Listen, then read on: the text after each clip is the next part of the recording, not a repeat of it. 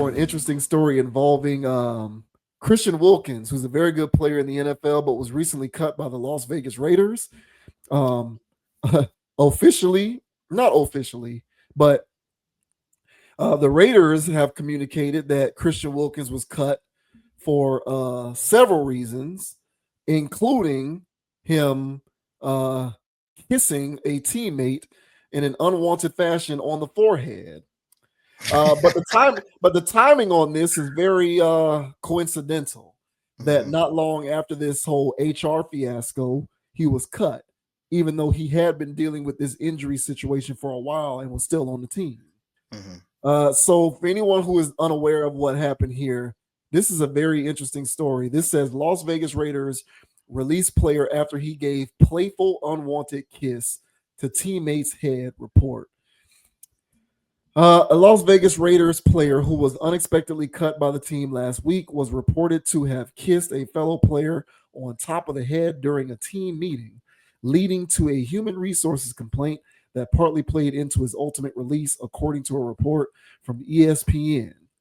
The Raiders made the surprise announcement last week that the team had decided to cut defensive tackle Christian Wilkins just 1 year after signing him to a lucrative contract extension. At the time, the Raiders said in a statement that the team demanded excellence on and off the field while announcing its decision to cut the 29-year-old D lineman. However, ESPN reported Monday that Wilkins was also facing an HR complaint within the franchise at the time of his release, tied to an incident that reportedly happened last week between him and another unidentified player during a team meeting.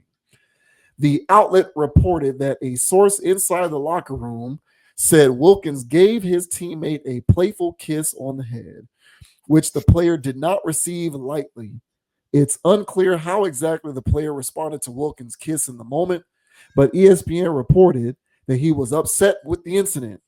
An HR complaint was later filed against Wilkins with the Raiders front office. ESPN reported that the incident was not the sole reason for Wilkins' dismissal from the team, though it appears to have played a role in the franchise's decision. People has reached out to the Raiders for comment. Last week, ESPN reported that Wilkins had been handling his return from a 2024 injury to his foot in a way that the Raiders did not agree with, which also played a role in him being cut from the team. Raiders head coach Pete Carroll told reporters that the team took a long time to make our decision to cut Wilkins, adding, I think there was no clear path to his return. And so we just had to move on. We have extremely high expectations. I don't even know any other way to think. I don't care for what year or team it is. It doesn't matter to me. You're either going for it or you're not. Because of the issues the team had with how Wilkins was treating his recovery, the Raiders were able to void the remaining $35.2 million left on his contract, according to ESPN. CBS Sports reported that Wilkins had signed a 4-year, $110 million contract with the Raiders last offseason. Wilkins filed a grievance with the NFL Players Association over his contract termination, according to the outlet. Floor is yours, man. Are you buying the Raiders story that this was about the HR issue and his rehab? What do you make of this situation? Um, honestly, bruh, I think that he's freaked out.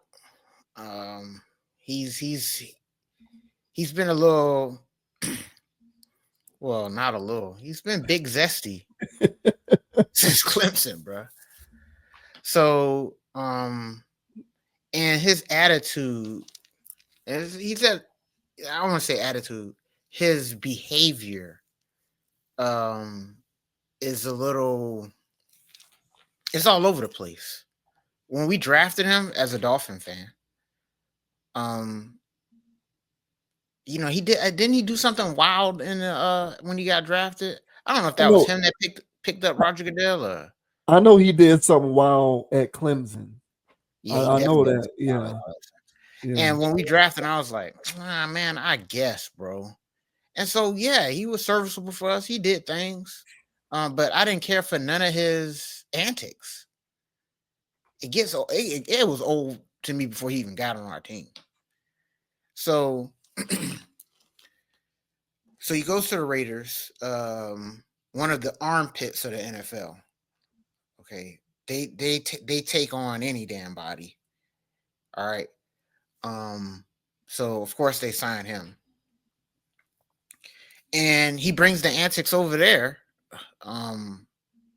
And I think they're fine. I think they were just tired of his stuff. Like if I got a franchise, and I got a guy in the building doing that, you better be top tier for us to deal with all your shenanigans. And it's just goofing around. So the clip that I seen of him dancing around when he's supposed to be handling rehab, he just doing that's typical him. You know what I'm saying? Just doing any damn thing. So I'm pretty sure he's in the locker room playing grab ass with people, getting weird. So it's like, look, you're in here, you're playing grab ass. You refuse to get surgery. You're dancing during your rehab. Now you're out here essaying our top players. So look, man, we've got all the grounds. They were tired of him already as a person, I would say. They already felt like they overpaid the guy, I'm sure. Yeah. And then when he got hurt, and then he's treating his rehab like that, they're like, look, we got to get off of this thing. All right. So much like the Shannon Sharp situation, he was bound to do something fireable. Once they got that footage of him dancing, that's their leg to stand on, no pun intended. For them to say, this is grounds to get rid of him, but we need something else. And then what better than SA? Because he's going to do it. So if it wasn't this situation when he was kissing this guy, he's probably going to kiss somebody else or grab somebody else's ass or crotch. This guy, he can't keep him to himself. So he was bound to get himself fired. Last thing I'll say is I've worked at places where you had to do something to get fired. They couldn't just fire you because they didn't like you. Mm-hmm. But if they didn't like you, you were going to get fired because everybody do something wrong. And so now they just starting a sheet on your ass. Now you got a whole rap sheet, and now there's they just adding up stuff. Oh, tardy again, huh? It's like everybody's tardy. Why me? You know what I'm saying? Oh, you came 8 minutes after. 8 minutes after the deadline is 7. So then that's one write-up, then another write-up. Next thing you know, oh, you've got blah blah blah write-ups. We're gonna have to let you go on the most pettiest thing. So I've never seen a sports franchise do it, but in the days of guarantees and these new age guys that aren't in a rush to get back, I'm kind of not surprised that an organization would go to this extent because they'll do it to you at Walmart. But what are your thoughts, man, on Christian Wilkins out here being freaked out allegedly, smooching players on the head, and then on top of that, losing 35 mil? What are your thoughts, bro? I'll take it a step further and add on to what you said. Not only is it, in this day and age, dealing with players, taking forever to come back and act in all kinds of ways, it's also the current social climate that we live in, where corporations, and don't get it twisted, each NFL franchise is essentially its own corporation. Like that, it's an employer, it's an entity that functions within the confines of the NFL, has entire operations, staff, executives, employees, so on and so forth. Each individual franchise is its own sort of self-contained corporation. And in this current social climate where there is an extra magnifying glass on corporate malfeasance, corporations want to stay as far away as possible from any sort of appearance, even of negligence or malpractice of the essay variety, the assault variety, the harassment variety, because it's nothing for somebody to unmute, hop on social media, file a grievance, or file a lawsuit talking about the organization mistreated me. I felt this and that and the third, and I felt like I wasn't being listened to. I felt like I was being abused, mistreated, all of this other kind of stuff. And then it hits the media. Now the media is talking about it, and now you have these talk shows going ham 24/7 with the news coverage on your organization and whether you have a history of treating people fairly or unfairly or mistreating people or all of that. People just want to stay away from that stuff. Mm-hmm. So, in an effort to stay away from that, even the slightest little sniff of any sort of HR issue, you're out of there because they're not taking any chances. Because there is a heightened scope on corporate malpractice these days, not just with professional sports, but with corporations in every industry. If anybody complains about being mistreated, being abused, being harassed, being assaulted, furthermore, if they take it up another notch and start talking about things like race, gender, or sex as the grounds for how they feel they've been mistreated, oh, you're done. You're done. Like the laser pointer is on you 24/7 after that. And that's just a hassle. No one wants to deal with that annoyance, with that inconvenience. So if you are somebody who can potentially put an organization in the way of that, they're going to get rid of you. Because imagine if they don't cut them and the player continues to unmute about it. Now the Raiders are going to get blamed for that guy getting abused. And people are going to be like, why didn't the Raiders do this? Why didn't the Raiders do something about the behavior that Wilkins was alleged to have been,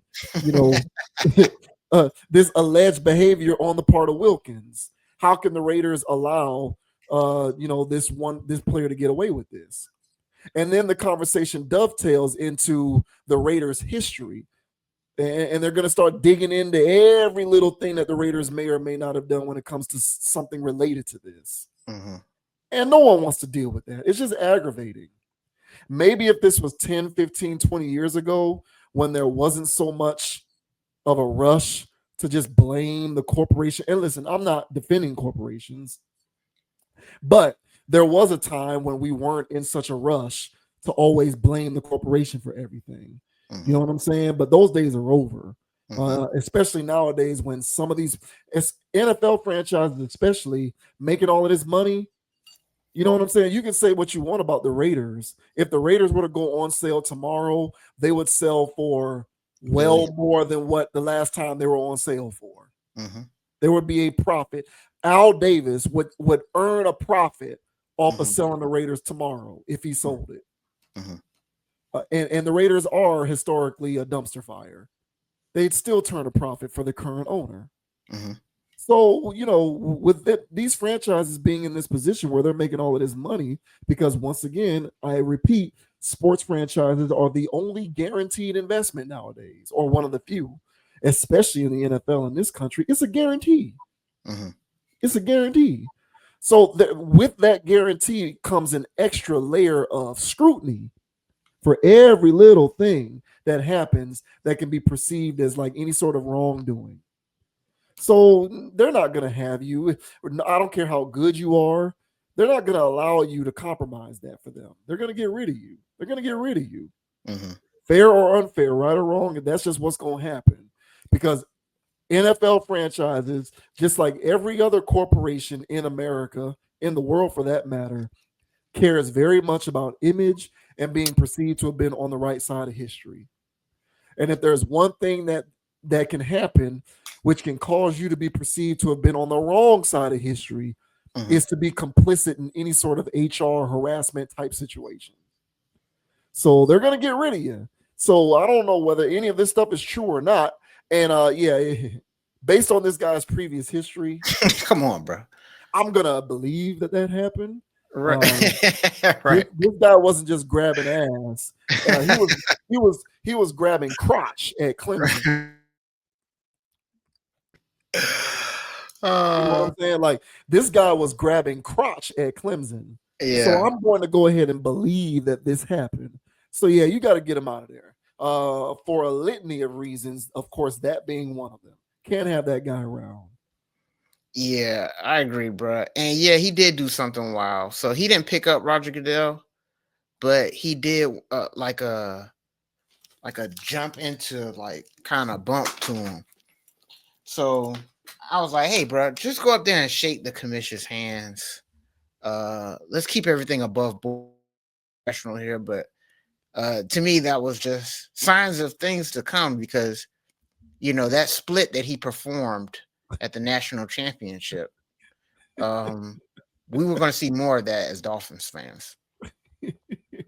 So I'm pretty sure him and OBJ had a good relationship when he played down in Miami. But yeah, this guy he's doing a little too much. But let me ask you this: if Christian Wilkins had Aaron Darnold's level of talent, do we hear about a kiss on the forehead? A kiss on the forehead. If the player who he kissed was mad enough and unmuted about it enough, yeah, we would hear about it. So that's the thing. It depends. Like whoever, if Aaron Donald level talent guy kisses guy on the forehead and guy on the forehead feels some type of way about it and goes to the media or hops onto his Twitter to talk about it because he tried to file a complaint, but the team was like, nah, bro, he's too good. He's going to still be on the team regardless. Like, it'll still get out there. Yeah, it will. It will, bro. Like, that's the thing about it, man. Like, these people talk too much. People, especially these new dudes, bro, hopping on social media like females. Like, they are quick to jump onto their Twitter and just type. And they'll be Twitter fingering it up. Because I'm gonna give you a scenario. Aaron Donald level player does this. Guy goes to the team and says, hey, this happened. I feel uncomfortable. I'm going to HR and I'm filing a complaint. Team's going to say, hey, listen, this guy's a franchise player. We have a lot invested in him. He's too good. He contributes to winning. We might have a chance to win a Super Bowl. He's not going anywhere.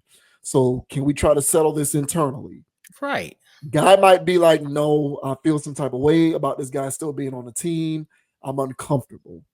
Yeah. What the team's going to do is cut you. Right. They're going to trade your ass. Yeah, the team is going to get rid of you. The team is going to get rid of the one who complained.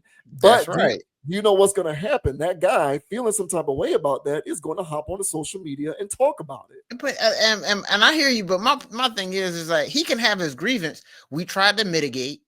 You said that you don't feel comfortable being in the same locker room with him. We just helped you out. So that's not how it's going to play out in the media. Hey man, I don't. You're right. You're right, but that's not how it's going to play out in the media. The way that it's going to play out in the media is the organization was complicit in allowing an abuser to stay on the team because he was winning, because he was a good player. That's how it'll play out. That's how it'll play out in the media. Man, hey man, sometimes you got to be the bad guy. But the thing is, and that good points. But the thing is that he's not Aaron Darnold level of talent, no. even in his prime. This guy's got nothing. He's just a solid. He's an NFL level defensive tackle. He's not top of the market. So, and they paid him top of the market money, and he's playing around like he does all the time. And now he's playing with our money. And so that's why I really felt like it was a situation of they didn't care for it. They got the footage. Once they saw that footage, it was like, this is the nail in the coffin. We can leak this, show everybody that he around here playing on this, something he should be rehabbing. All right. And then, but they needed something else. So this anonymous teammate comes out of nowhere and says, this guy, I'm pretty sure he did it too. So I'm not saying he didn't. If it happened, I wouldn't be surprised if he actually kissed somebody in the forehead. He seems to like kissing people too, or men. So, so I wouldn't be surprised if he did that. And that was it. Get him out of here. I wouldn't want to share a locker room with this guy. Me neither. So if there's some type of APB out, hey man, this guy do something weird, let us know.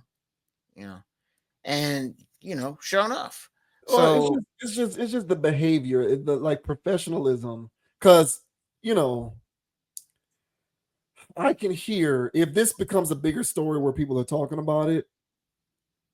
This is I predict that this will be a greater conversation around like homophobia in the NFL or something like that, right? Oh, So man. there'll be there's going to be this idea that they needed him out of there because he's on some funny stuff.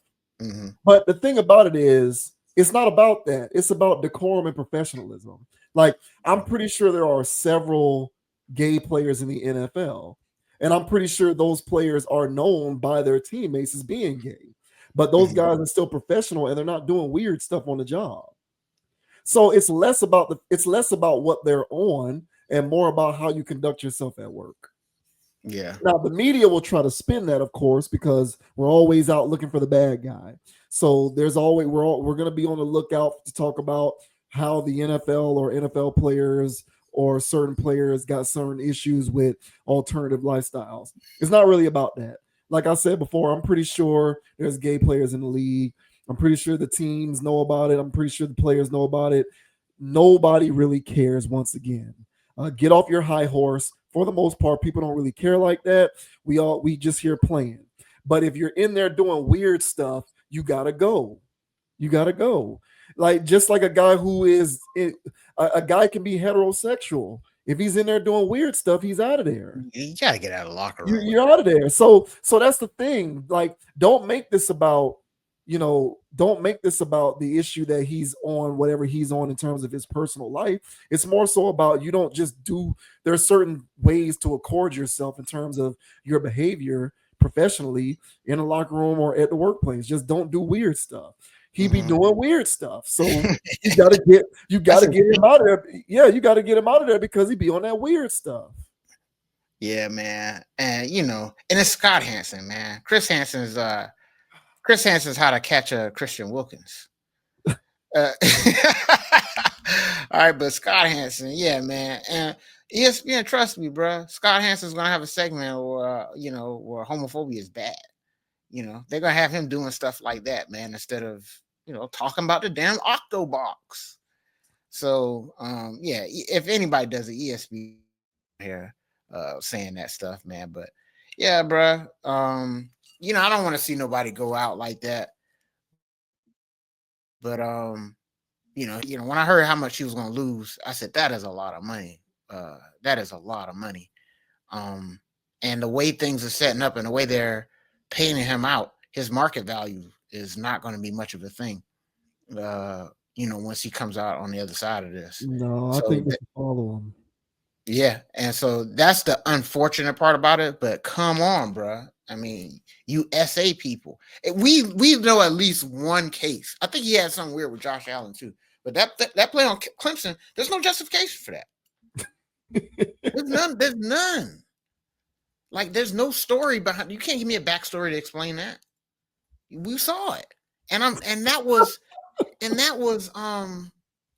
was unwanted. So come on, bro. Like you got to rep, bro. And so they played this card on your ass. And again, man, much like the Shannon Sharp situation, bro. People are gonna learn one way or another, man. But you can't just go through life doing stuff because this is weird, and he just goes out and do it anyway, man. You got to be humble about your life, man, and not be on some weird time, bro. But yeah, man, I don't mean to laugh at bro or laugh at his existence or nothing like that, man. But shit, get it together, bro. Like this is crazy business. Yeah. Unless you're a top tier player, nobody's above HR complaints in corporate settings these days. Like it's gonna be you can't come out of something like that unscathed. So I would like for him to not lose so much of what he could stand to lose via his contract being voided, but he needs to figure out. I don't know how much of a career he still has left, but it would behoove him to understand how to just not behave and do weird things at work. It's simply stated, but it's a concept that clearly a lot of people can't grasp so easily. Jesus, tighten up, bro.